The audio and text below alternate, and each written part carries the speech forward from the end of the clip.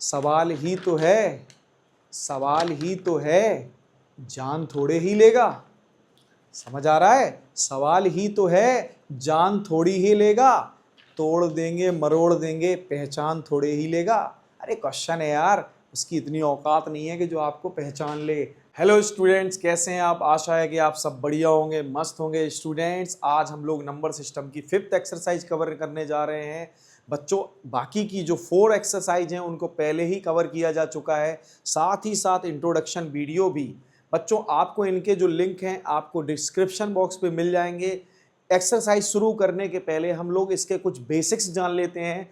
जैसे कि बच्चों, हम लोग जब रेशनल नंबर के साथ किसी रेशनल नंबर को ऐड करेंगे तो हमेशा हमें एक रेशनल नंबर ही मिलेगा। मतलब रेशनल के साथ रेशनल ऐड करने पर हमें हमेशा रेशनल नंबर मिलने जा रहा है। ऐसे ही बच्चों, रेशनल से रेशनल सेपरेट करने पर हमें रेशनल नंबर मिलेगा। रेशनल से रेशनल को डिवाइड करने पर भी हमें रेशनल नंबर मिलेगा। साथ ही साथ रेशनल का प्रोडक्ट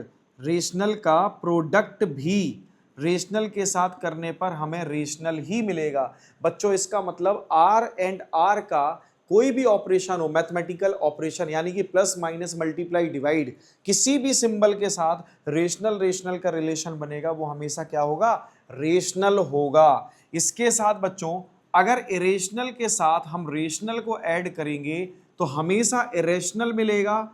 ऐसे ही इरेशनल से रेशनल सब्ट्रैक्ट करें या फिर रेशनल से इरेशनल सब्ट्रैक्ट करें तो हमेशा हमें इरेशनल मिलेगा। और इरेशनल का मल्टीप्लाई रेशनल से होगा तो भी हमें इरेशनल ही मिलने जा रहा है। ऐसे ही बच्चों, अगर इरेशनल से इरेशनल को रेशनल से डिवाइड करें और रेशनल को इरेशनल से डिवाइड करें तब भी हमें इरेशनल मिलेगा। मतलब आई और आर का जो रिलेशन होगा वो प्लस माइनस मल्टीप्लाई डिवाइड के साथ हमेशा आई मिलेगा, मतलब इरेशनल ही मिलेगा। कुल मिला के रेशनल इरेशनल के साथ जो भी रिलेशन मिले, चाहे वो प्लस का मिले, चाहे माइनस का मिले, चाहे मल्टीप्लाई का मिले, चाहे डिवाइड का मिले, क्या मिलेगा बच्चों? इरेशनल ही मिलेगा। इसके बाद आ जाते हैं हम लोग, इरेशनल का मल्टीप्लाई इरेशनल से अगर होगा तो बच्चों या तो हमें रैशनल मिलेगा या फिर इरेशनल मिलेगा, या तो रैशनल मिलेगा या फिर इरेशनल मिलेगा। अब ये बात हम समझ लेते हैं, ये कैसे? बच्चों देखो, अगर √3 का मल्टीप्लाई √2 से करा दिया जाए तो ये हमें √6 देगा। It is a irrational number, it is a irrational number, it is an irrational number. But √3 का मल्टीप्लाई अगर √48 से करा दिया जाए तो ये मिलेगा √144, दिस इज 12। यहां पर 12 एक रेशनल नंबर है, यहां पर 12 एक रेशनल है। इसका मतलब इरेशनल का इरेशनल से प्रोडक्ट या तो वो रेशनल होगा या इरेशनल होगा। ये बात क्लियर हो गई होगी। ऐसे ही बच्चों, अगर हम इरेशनल का डिवीजन इरेशनल से करें, मतलब इरेशनल को इरेशनल से डिवाइड करेंगे तो हमें क्या मिलेगा? इरेशनल या रेशनल? बच्चों, हमें रेशनल भी मिल सकता है एंड इरेशनल भी मिल सकता है। इसका मतलब ये हो गया, क्या ऐसा हो सकता है कोई नंबर, ऐसे दो नंबर हो सकते हैं जिनको डिवाइड करें और वो रेशनल इरेशनल हो और आंसर आए रेशनल? यस बच्चों, इट इज पॉसिबल। अरे इन्हीं एग्जांपल्स को ले लो ना, √48 अपॉन √3 दोनों ही इरेशनल नंबर हैं, दोनों ही इरेशनल नंबर हैं। लेकिन आप इसको √3 इंटू √16 अपॉन √3 लिख के, √3 से √3 कैंसिल करके इसको 4 लिख सकते हैं। इसका मतलब इरेशनल को इरेशनल से डिवाइड करने पर रेशनल मिला, इरेशनल को इरेशनल से डिवाइड करने पर रेशनल मिला। ऐसे ही बच्चों, अगर मान के चलो √48 को √5 से डिवाइड किया जाए तो हमें मिलेगा √48 अपॉन 5, ये इरेशनल नंबर ही होगा। इसका मतलब इरेशनल और इरेशनल का जो डिवीजन होगा वो हमेशा या तो इरेशनल मिलेगा या एक रेशनल नंबर मिलेगा। यहां पर बच्चों आपको एक बात को अच्छे से समझ लेना है कि रेशनल का कोई भी रिलेशन मिले वो रेशनल इरेशनल रेशनल का हमेशा इरेशनल, बट इरेशनल का जो रिलेशन होगा वो या तो रेशनल हो सकता है या फिर इरेशनल हो सकता है। एक एग्जाम्पल और ले लेते हैं बच्चों, जैसे जैसे √3 एक रैशनल नंबर है और -√3 भी एक रैशनल नंबर है, लेकिन अगर मैं इनको ऐड कर लूं तो मुझे मिलेगा 0 and 0 is a rational number. ये देखिए बच्चों कि हमारे पास दो इरेशनल नंबर का सम भी हमें रैशनल मिल सकता है और साथ ही साथ इरेशनल भी मिल सकता है। ये जो कंफ्यूजन था बच्चों 100% आपका ये कंफ्यूजन दूर हो चुका होगा। अब बच्चों एक्सरसाइज शुरू करते हैं। एक्सरसाइज का question number 1, classify the following numbers as rational और इरेशनल।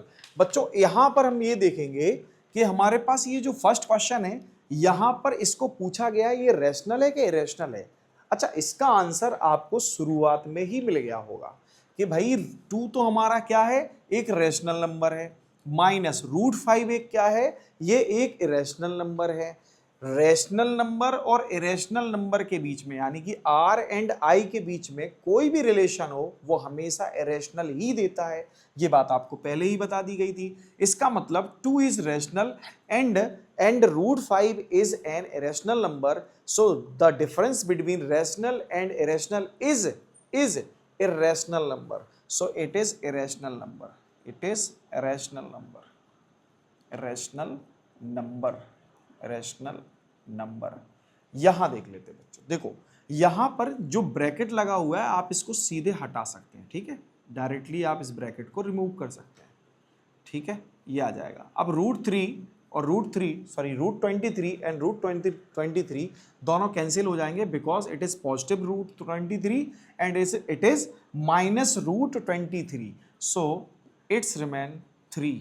सो बच्चों यहां पर 3 बचा और जो 3 होता है वो क्या है, 3 एक नंबर कैसा है, 3 एक ऐसा नंबर है जो कि रैशनल होता है, ठीक है, रैशनल नंबर होता है, रैशनल नंबर। भाई इसको हम p/q के फॉर्म में लिख सकते हैं ना, 3/1 इज इक्वल टू p/q। अब भाई ये p और q कौन है, p और q हमेशा इंटीजर होते हैं। कैसे इंटीजर होते हैं बच्चों पता है आपको, ये होते हैं को प्राइम नंबर। को प्राइम मतलब ऐसे दो इंटीजर या ऐसे दो नंबर जिनका HCF 1 हो, ठीक है बच्चों। तो 3/1 जो होता है इन दोनों का HCF क्या होगा, 1, और ये दोनों के दोनों इंटीजर है इसलिए ये p/q के फॉर्म में है, इसलिए ये p/q के फॉर्म में। और जो p/q के फॉर्म में है वो कौन भाई, रेशनल। देखो 2√7 एक इरेशनल नंबर है, 7√7 भी एक इरेशनल नंबर है। इसका मतलब इरेशनल अपॉन इरेशनल, √7 से √7 कैंसिल हो गया, यहां आ गया 2/7। भाई ये तो रैशनल है, ये तो रैशनल है भाई। 2 भी एक इंटीजर है, 7 भी एक इंटीजर है और 2 और 7 का HCF क्या होता है, 1। तो ये हो गया हमारा रैशनल नंबर। ये कौन सा नंबर हो गया बच्चों, रैशनल नंबर। 1 कैसा नंबर होता है, 1 होता है रैशनल। 1 कैसा नंबर होता है, 1 होता है रैशनल नंबर। एंड √2 कैसा होता है, √2 होता है एक इरेशनल नंबर। अब 1 और √2 के बीच में जो डिवीजन है रैशनल अपॉन इरेशनल, तो बच्चों ये हमें क्या दे देगा, irrational number. Irrational number video के शुरुआत में ही आपको बता दिया गया था कि ये नंबर हमारा इरेशनल होगा। क्यों, रैशनल और इरेशनल का जो डिवीजन होगा वो हमेशा कैसा मिलेगा, इरेशनल नंबर ही मिलेगा। बच्चों अब आ जाते हैं 2 तो हो गया रैशनल। पाई कौन सा नंबर है, पाई बच्चों हमारा जो होता है ना वो एक इरेशनल नंबर है। पाई एक इरेशनल नंबर है बच्चों। 3.141592653589793284 एंड सो ऑन। बच्चों पाई की जो वैल्यू है ना ये जरा सी वैल्यू लिखी है मैंने, ठीक है, ऐसे करोड़ों डिजिट आने वाले हैं और यहां पर कोई पैटर्न रिपीट भी नहीं कर रहा है, यहां पर कोई पैटर्न भी रिपीट नहीं कर रहा। इसका मतलब पाई एक इरेशनल नंबर है। पाई एक, देखो ये non terminating and non repeating number है, so it is irrational, it is an irrational number. और बच्चों 2 है रैशनल, पाई है इरेशनल, और रैशनल और इरेशनल का जो प्रोडक्ट होगा वो तो होगा इरेशनल नंबर। क्या होगा, इरेशनल नंबर होगा बच्चों, इरेशनल नंबर होगा ये। तो क्वेश्चन नंबर 1 कंप्लीट हो गया तो 100% बच्चों आपको ये समझ में आ गया होगा। अब देखते हैं question number 2। Simplify each of the following expressions. बच्चों यहां पर ये कहा जा रहा है कि इन सारे एक्सप्रेशंस को हमें सिंप्लीफाई करना है। कैसे सिंप्लीफाई करें? देखो बच्चों, यहाँ एक जनरल सा प्रोडक्ट दे दिया हमें। भाई रेशनल का पहले 2 से यानी कि रेशनल से मल्टीप्लाई होगा, 3 का 2 से मल्टीप्लाई तो 6 आएगा, 6 आएगा। अब 3 का मल्टीप्लाई रेशनल यानी कि √2 से होगा तो ये होगा 3√2। याद रखना, रेशनल इरेशनल के साथ जब प्रोडक्ट करेगा ना तो डायरेक्ट एंटर नहीं होगा रूट के अंदर, बाहर ही बाहर से मल्टीप्लाई हो जाएगा, जैसे 3 रूट के बाहर है। ठीक है, ऐसा पॉसिबल यही होता है। ठीक है, ऐसा ही होता है कि रेशनल और इरेशनल को हमेशा प्लस में माइनस में तो लिखा जाए तो दूर ही लिखेंगे, बट जब उनका प्रोडक्ट किया जाता है ना तो बाहर से प्रोडक्ट किया जाता है। ऐसा नहीं कि अंदर से दोनों नंबर्स का मल्टीप्लाई करा दिया, ऐसा नहीं कि 3 का 2 से मल्टीप्लाई करा दिया और √6 लिख दिया या 6 लिख दिया। It is not possible, it is not possible. ये बात आ गई होगी समझ में। 3 का मल्टीप्लाई √2 से हो गया, इसके बाद √3 का मल्टीप्लाई 2 से होगा तो बच्चों यहाँ आएगा 2√3। ऐसा नहीं कि यहाँ भी हम √6 लिखते हैं, नॉट पॉसिबल। ओके बच्चों, अच्छा √3 का √2 से मल्टीप्लाई होगा। अब देखो, रूट का मल्टीप्लाई जब रूट से होता है ना तो इनके जो अंडर नंबर आते हैं उन नंबर्स का हम डायरेक्ट प्रोडक्ट कर सकते हैं। मतलब √3 में 3 का और √2 में 2 का एक साथ प्रोडक्ट करा सकते हैं। 3 × 2 एंड होल रूट, तो ये आ जाएगा 6 + 3√2 + 2√3 + √6। अब बच्चों यहाँ एक बात समझो आप, इनको हम देखो ऐसा ही लिखा छोड़ सकते हैं, इसके अलावा हम कुछ कर नहीं सकते, इसके अलावा हम कुछ भी नहीं कर सकते। जैसा लिखा है वैसा ही लिखा रहेगा। ऐसा नहीं कि हम इनको कंबाइन कर लें, इनको कंबाइन कर लें, नॉट पॉसिबल, नॉट पॉसिबल। ठीक है बच्चों, क्योंकि लाइक टर्म ही लाइक टर्म के साथ ऐड सब्ट्रैक्ट हो सकता है। ठीक है, ये बात समझ में आ गई होगी। और ये सारे के सारे अनलाइक टर्म है। यहाँ बात को समझना, यहाँ बात को समझना, ये भाई रेशनल है, ये भी रेशनल है, but it is irrational, it is irrational, it is irrational. तो रेशनल और इरेशनल का चाहे मल्टीप्लाई हो, चाहे एडिशन हो, चाहे सब्ट्रैक्शन हो, चाहे डिवीजन हो, वो एक रैशनल नंबर ही मिलता है। अगर पूछा जाए कि ये नंबर रैशनल है कि रेशनल है तो ये एक रैशनल नंबर है, बट क्वेश्चन में ऐसा कुछ भी नहीं पूछा गया। क्वेश्चन नंबर 2 देख लेते हैं। क्वेश्चन नंबर 2 में बच्चों देखो, ये कुछ ऐसे लिखा है 3 + √3, 3 - √3, a + b, a - b। तो बच्चों इसकी जो आइडेंटिटी होगी वो तो a² - b² होती है। तो ऐसे ही हम 3² - √3 का होल स्क्वायर लिख सकते हैं और यहां मिलेगा 9 - 3। बच्चों यहां देख लीजिए, जैसे ये √3 है, अगर हम इसका स्क्वायर करते हैं तो हमें 3 ही मिलेगा। √2 का स्क्वायर करेंगे तो हमें 2 मिलेगा। √x का स्क्वायर करेंगे तो हमें x मिलेगा।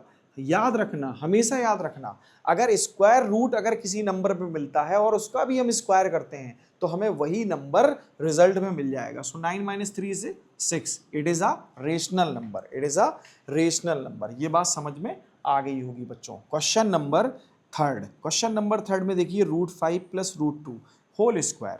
ये ऐसे नहीं लग रहा है जैसे a + b का होल स्क्वायर लिखा हो। इसका मतलब a² + b² + 2ab। तो बच्चों ऐसे ही तो हम इसको लिखेंगे, √5 होल स्क्वायर, √2 होल स्क्वायर + 2 × √5 × √2। ठीक है, यहाँ आ जाएगा 5, यहाँ आ जाएगा 2 और यहाँ आ जाएगा 2। देखो बच्चों, √5 का √2 से मल्टीप्लाई तो √10 आएगा और ये हो जाएगा 7 + 2√10। ये कैसा नंबर है? रैशनल के रैशनल कैसा नंबर है बच्चों? जल्दी से कमेंट बॉक्स में बता दो, रैशनल है कि इरेशनल है? It is N rational number. ठीक है, क्योंकि भाई हमारे पास जो 7 है और जो 2 है वो तो रैशनल है, बट उसके जो प्रोडक्ट में दिख रहा है हमें वो एक रैशनल नंबर है। और रैशनल इरेशनल का प्रोडक्ट क्या होता है? इरेशनल। रैशनल इरेशनल का प्रोडक्ट क्या होता है? इरेशनल।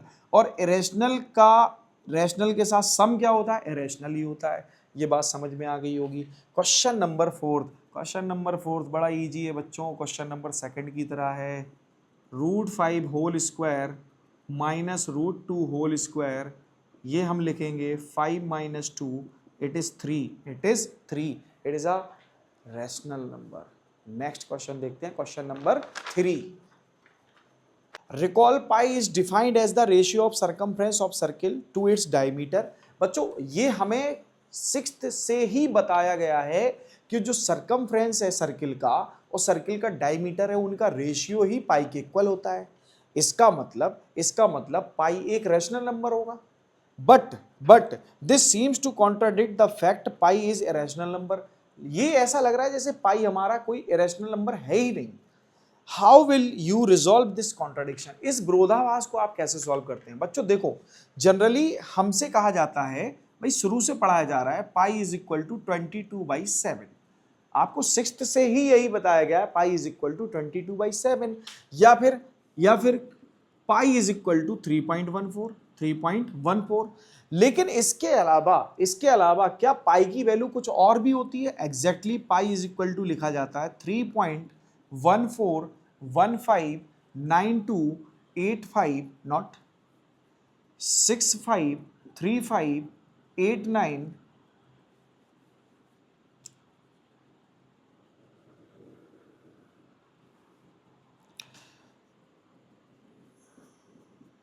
3.14159265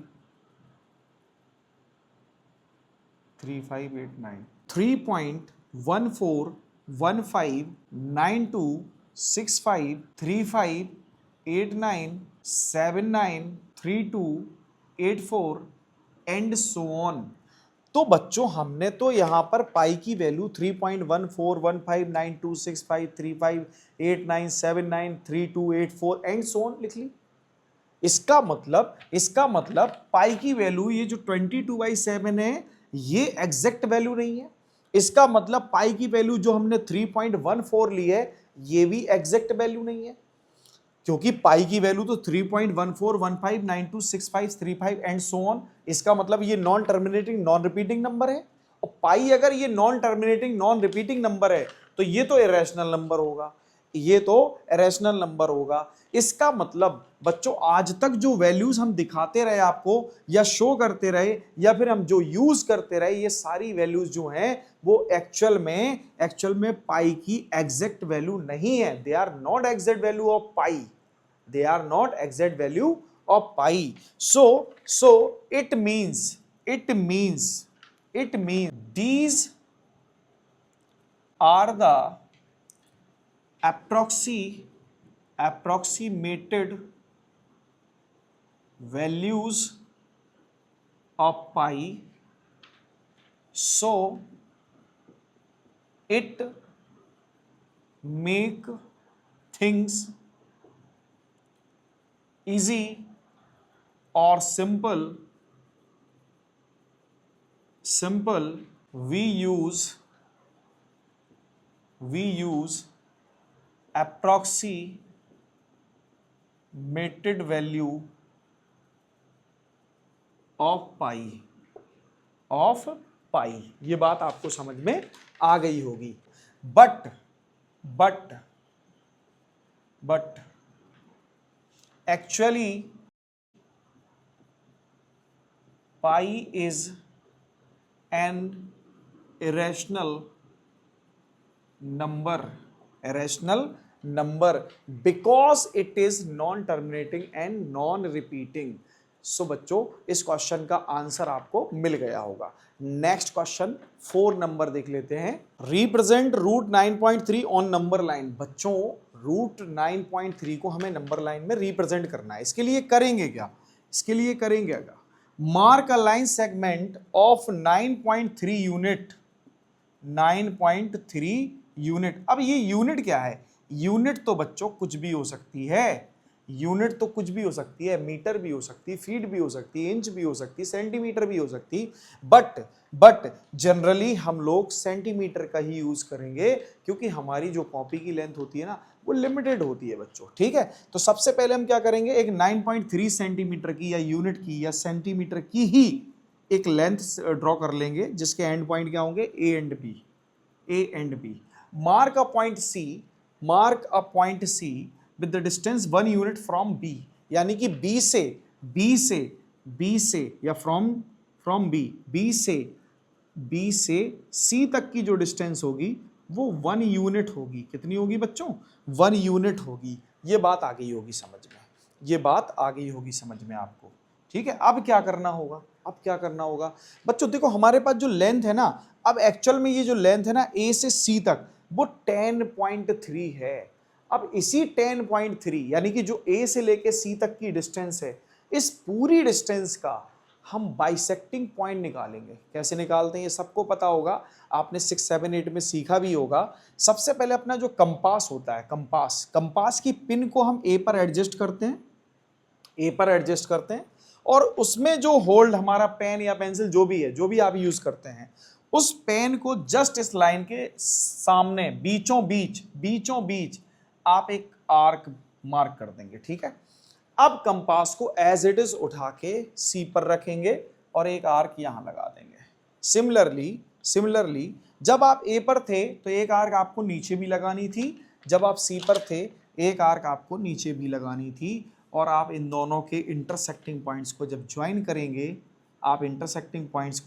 करेंगे, तो आपको एक पॉइंट मिलेगा, उसको हम ए कंसीडर कर लेते हैं, और that point is what is mid point of AC। ये बात आ गई होगी समझ में, ये बात आ गई होगी समझ में आपको। अब देखो बच्चों क्या करना होगा, ये मिड पॉइंट तो मिल गया, इसका हम करें क्या?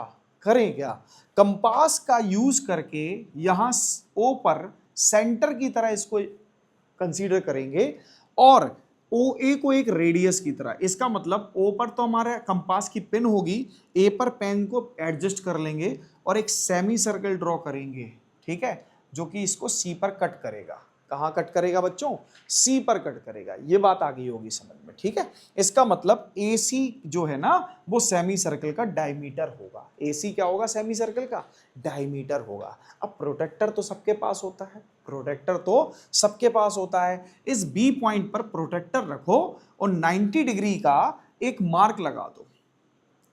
ठीक है, तो यहां राइट एंगल बनेगा, और यहां पर जहां ये सेमी सर्कल को कट करेगा, ये पॉइंट कोई D कंसीडर कर लेते हैं बच्चों। ठीक है, ये याद रखना B से लेके D तक की जो डिस्टेंस है ना बच्चों, यही रूट 9.3 है। बट हमें तो इसे नंबर लाइन में रिप्रेजेंट करना है ना, तो नंबर लाइन में रिप्रेजेंट करने के लिए एक छोटा सा काम और कर लो बच्चों, थोड़ी सी लाइन आगे बढ़ा लो। ठीक है, बढ़ा सकते हैं बड़े आराम से, इस लाइन को हम थोड़ा सा आगे बढ़ा सकते हैं। अब क्या करेंगे, यहां कंपास रखेंगे और यहां पेन या पेंसिल जो भी आपने होल्ड कर रखा है, कंपास रखेंगे, पेन यहां होगा। जब बच्चों इसका एक आर्क आप मार्क करेंगे कुछ ऐसे, ये नंबर लाइन को जहां कट करे वो पॉइंट होगा आपका E। और बच्चों याद रखना ये जो 9.3 यूनिट खत्म कहां हो रहा था? 20 पर। तो 20 से लेके E तक की जो डिस्टेंस होगी यही होगी रूट 9.3, यानी कि E रिप्रेजेंट करेगा 9.3 को। This is the answer, this is the solution, this is the actual solution. Next question देख लेते हैं बच्चों। आशा है कि आपको ये समझ में आ गया होगा। ठीक है, आपको कंफर्म समझ में आ गया होगा। नेक्स्ट क्वेश्चन देखते हैं। कोई क्वेश्चन टफ नहीं होता, इस बात को याद रख लो। अगर कोई क्वेश्चन टफ है तो उसको सॉल्व करना आना चाहिए, अगर सॉल्व नहीं हो रहा है तो उसको ट्राई करो। कब तक ट्राई करो? जब तक आपसे वो क्वेश्चन बन नहीं जाता। बच्चे बात समझ में आ रही है? सवाल ही तो है, जान थोड़े ही लेगा। समझ आ रहा है? सवाल ही तो है, जान थोड़ी ही लेगा, तोड़ देंगे मरोड़ देंगे, पहचान थोड़े ही लेगा। अरे क्वेश्चन है यार, उसकी इतनी औकात नहीं है कि जो आपको पहचान ले। आपकी पहचान उसके बस में नहीं है, आप जरूर उसको तोड़ मरोड़ सकते हैं। नेक्स्ट क्वेश्चन देखते हैं, question number 5। Rationalize the denominator of the following. भाई डिनोमिनेटर को रेशनलाइज करना है। फर्स्ट पार्ट 1/√7, ये इसका डिनोमिनेटर है √7। बच्चों इसको रेशनलाइज करना, आप ही बताओ रूट 7 में किसका मल्टीप्लाई करें कि ये 7 बन जाए? भाई रेशनल नंबर तो 7 ही होगा ना, तो किसका मल्टीप्लाई करें आप ही बता दो भाई, जल्दी से कमेंट बॉक्स में बता दो किसका मल्टीप्लाई करें। रूट 7 का मल्टीप्लाई करेंगे, अगर मल्टीप्लाई करेंगे डिनोमिनेटर में तो न्यूमरेटर में भी करना पड़ेगा। इसका मतलब ये आएगा रूट 7 अपॉन 7, ये रेशनलाइज हो गया, इसका डिनोमिनेटर क्या हो गया? रेशनलाइज हो गया। क्वेश्चन नंबर सेकंड बच्चों, 1 अपॉन रूट 7 माइनस रूट 6। अब ऐसे में कंफ्यूज हो गए ना कि रूट 7 का करें कि रूट 6 का करें, किसी एक का ना करें, इसके कॉन्जुगेट का मल्टीप्लाई करें। किसका? इसके कॉन्जुगेट का मल्टीप्लाई करें। रूट 7 रूट 6 के कॉन्जुगेट का मल्टीप्लाई करें। अब कॉन्जुगेट कौन होता है बच्चों? देखो मैंने कहा रूट 7 माइनस रूट 6 के कॉन्जुगेट का मल्टीप्लाई करना है आपको इसी के साथ। तो क्या करेंगे, इन दोनों के मिड में जो साइन है ना उसको चेंज कर देंगे, यानी कि रूट 7 प्लस रूट 6। बस बच्चों यही कॉन्जुगेट है। अगर रूट 7 माइनस रूट 6 का कॉन्जुगेट पूछे तो रूट 7 प्लस रूट 6 होगा, और रूट 7 प्लस रूट 6 का कॉन्जुगेट पूछे तो ये होगा। लेकिन मल्टीप्लाई ही तो किया है, डिवाइड भी तो करना है, डिवाइड किया है तो मल्टीप्लाई भी तो करना है। ये बात आ गई समझ में? ये बात आ गई समझ में? क्लियर? अब देखो क्या होगा, ये हो गया रूट 7 प्लस रूट 6। यहां देखो आप a minus B, A plus B, तो A square minus B square, A square minus B square. अब a कौन है? रूट 7 स्क्वायर, माइनस b कौन है? Root 6 square. यहां आएगा root 7 plus root 6 upon 7 minus 6। भाई रूट 7 का स्क्वायर तो 7 ही होता है ना, और रूट 6 का स्क्वायर क्या होता है? 6। तो ये आ जाएगा root 7 plus root 6 upon 1। So final answer आ गया रूट 7 प्लस रूट 6। ये बात आपको समझ में आ गई होगी, 100% आ गई होगी बच्चों, बहुत इजी है। Question number next, 1 upon root 5 plus root 2। इसका तो आंसर आप ही दे सकते हैं, इसका आंसर तो आप ही दे सकते हैं। इसका आंसर क्या आएगा बच्चों? ध्यान से देखो, इसका कॉन्जुगेट क्या होगा? रूट 5 माइनस रूट 2, ऊपर नीचे मल्टीप्लाई कर देंगे डेनोमिनेटर में न्यूमरेटर में, और जब इसके साथ रूट 5 माइनस रूट 2 का मल्टीप्लाई होगा ना तो 5 माइनस 2 आएगा। क्या आएगा? 5 माइनस 2। 5 माइनस 2 कितना होता है? 3। इसका मतलब रूट 5 माइनस रूट 2 अपॉन 3। ये बात समझ में आ गई होगी। इसका आंसर आप ही को निकालना है, बड़ा इजी क्वेश्चन है, ठीक है। क्वेश्चन नंबर इसका नेक्स्ट देख लेते हैं। इसी का नेक्स्ट पार्ट है हमारा, इसी का नेक्स्ट पार्ट है फोर्थ पार्ट क्या बच्चों? 1 अपॉन रूट 7 माइनस 2। अब क्या करेंगे, इसके कॉन्जुगेट का मल्टीप्लाई। रूट 7 माइनस 2 का कॉन्जुगेट कौन?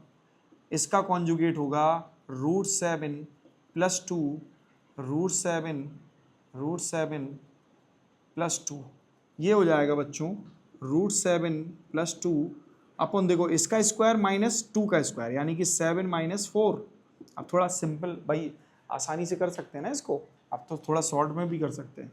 Root 7 plus 2 upon 3, this is the answer. तो बच्चों आज के लिए इतना ही रखते हैं, लास्ट तक बने रहने के लिए शुक्रिया। बच्चों अगर वीडियो को लाइक नहीं किया तो वीडियो को लाइक कर दें, साथ ही साथ अगर आप मैथोग्राम सीबीएसई के अगर मेंबर नहीं बने हैं, मैथोग्राम सीबीएसई परिवार से नहीं जुड़े हैं, तो बच्चों जल्दी से इस चैनल को सब्सक्राइब कर लो, बेल आइकन को दबा लो और अपने दोस्तों को जरूर शेयर किया करो।